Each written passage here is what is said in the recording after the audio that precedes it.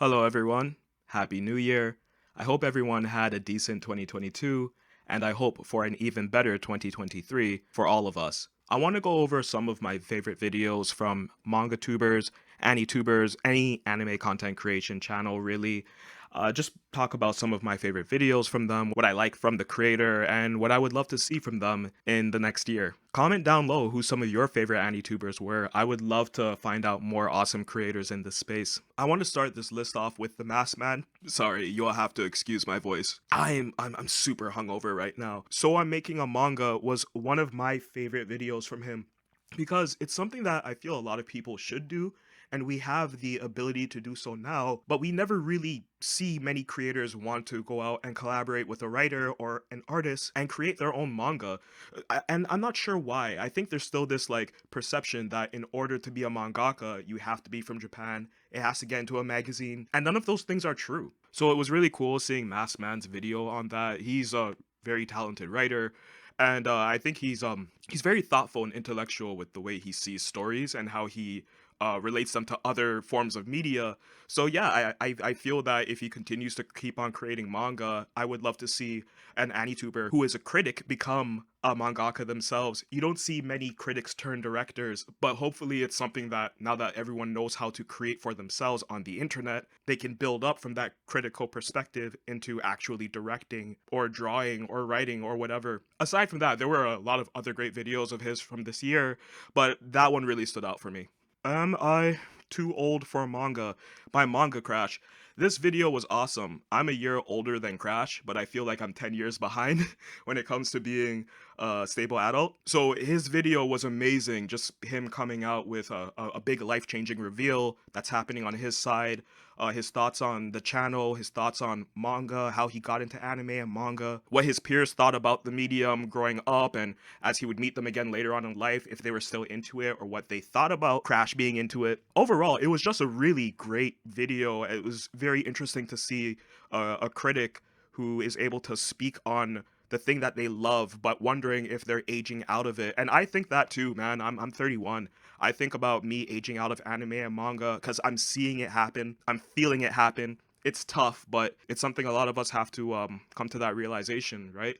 You're not necessarily too old for anything, but when you become more aware of your mortality and the things that you do in your spare time and your hobbies and your passions, it does make you wonder, where do I fit in all of this? Dad Needs to Talk.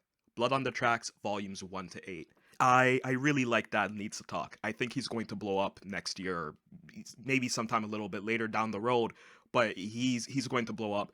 He's having such strong conversations, and he's doing what I originally did with my channel, but at a much higher level. And he's extremely knowledgeable about anime and manga. Seeing another black creator, but one who's very different from me. He Sorry, let me take a shot for New Year's. Give me a sec. Seeing another creator do something like that, but also talk about their family experiences, all of that is super interesting because you get so much more insight about the person who is on camera. There's more value to their viewpoints now because they're giving you nuggets of their own world and how they perceive things. So yeah, it's really interesting watching his channel. He doesn't have a lot of subs right now, but subscribe to him because his content is definitely worth it. He's also shining a light on a lot of other creators in the space. It was a bold move of him to start Chino Wadachi on Mother's Day, but Chino Wadachi is one of my favorite manga. It is a masterpiece, a flawed masterpiece, but still one regardless. And hearing his thoughts on it was really cool. It was just really interesting. Maybe we'll collab someday. Collins Manga Rex. Misogyny in the manga community. Okay, so Colleen is not an op, but her content is at times I don't know. Heads up, I am making a video that focuses heavily on Colleen, but whatever. They were really good with their content this year. Colleen blew up on the scene, and Colleen is doing what Neuralities was trying to do, but from a more personable, intellectual point.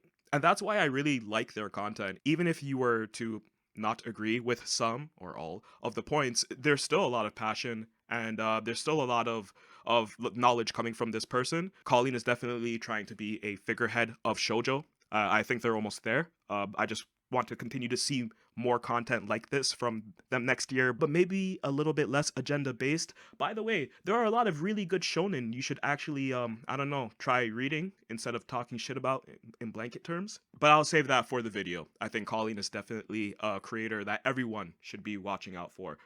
Amazing content. Pokso, entire story Bleach recap. That video is like a culmination of everything Pokso has been working on with his content up until now. I'm not surprised to see the video. I'm not surprised by the numbers, honestly, because I know that he was going in that direction. But just to see someone who is pretty young and who is so deep into a legacy series like Bleach, and I don't know. You don't see many creators so early, so young in their content creation career being able to put out such powerful, impactful series. Yeah, Thousand Year Blood War did give a boost to all Bleach content.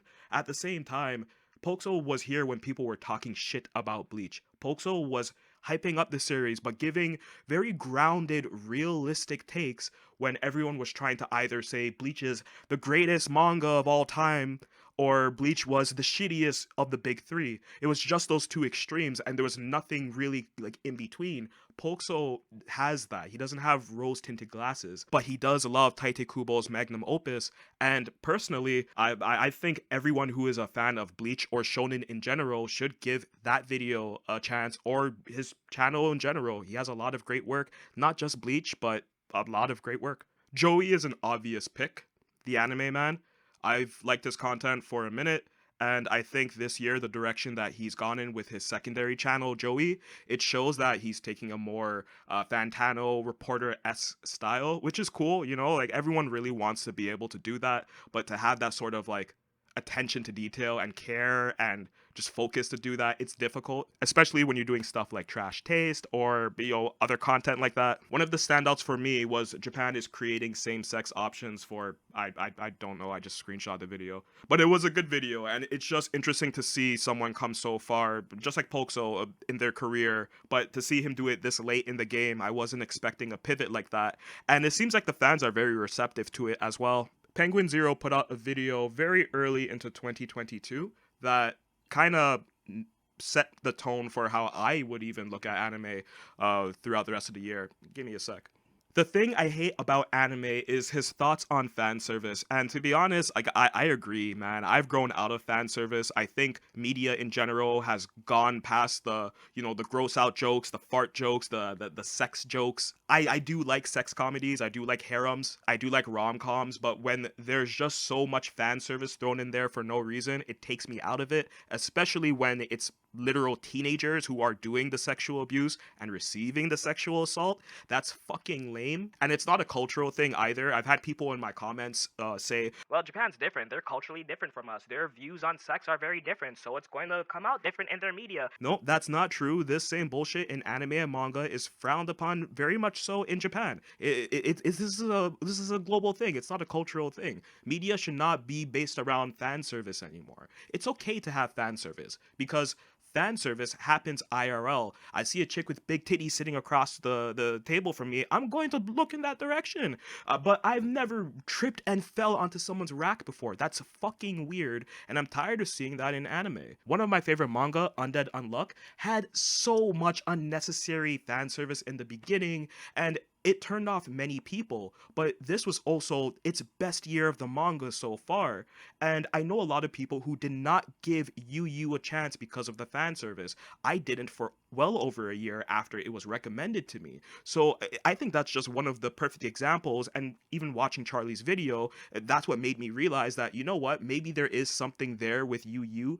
Let me give it a shot instead of just assuming it's only full of fan service. And I'm happy I did, because the fan service almost dissipates completely. You know, there are a lot of other great manga that I'm reading now that I just accept that early on they are going to have a lot of fan service moments, even if it is a series that doesn't need the fan service, but deal with it and move on. Do you remember Air Gear? I know I do. And so does Internet Pit Stop.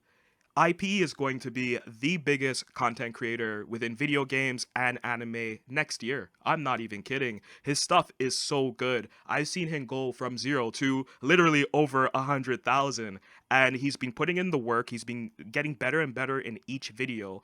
And the fact that he puts so much love and attention into things that are relatively broad but still within that, anime video game sphere means that there's always going to be something there for you. A video like Air Gear, this is a series over 20 years old. No one's really talking about it, and when they do, they don't get views. But IP made this video because he genuinely loves Air Gear. And he took O-Great's work and he was able to make a modern day video about it, one where a lot of people were super into it. There are many people who never heard of Air Gear, or they never read it or watched it, and his video has turned them onto that series. Maybe they'll go to Silky Whip. Maybe they'll go to Tenjo Tenge after they've finished Air Gear. Regardless of whatever it is, he's doing exactly what I want to do. I love that video. I love his content. Check out IP. He's gonna blow up even more in 2023. Shabes also killed it. His AniTube videos towards the end of the year is a very interesting format. They have a completely different vibe from what we were getting when it was weekly. It's interesting, right? Like I'm talking about this in some of my recent videos, the change from a weekly format to a monthly format for mangaka and how it impacts the quality of their story or even their approach to their story. Shabe's going to a monthly format for AniTube Digest, whether this is temporary or permanent, I think is awesome. Having those long videos where there's like 50 people on the list, that's amazing. That's the kind of content I want to see and I think we need more of. Shabes, I'm loving what you're doing. I'm also looking forward to the Naruto video, and yes, don't worry, Hinata always gets the vote. Last but not least is my boy Anime Back When. I think so highly of the man. I think so highly of his content.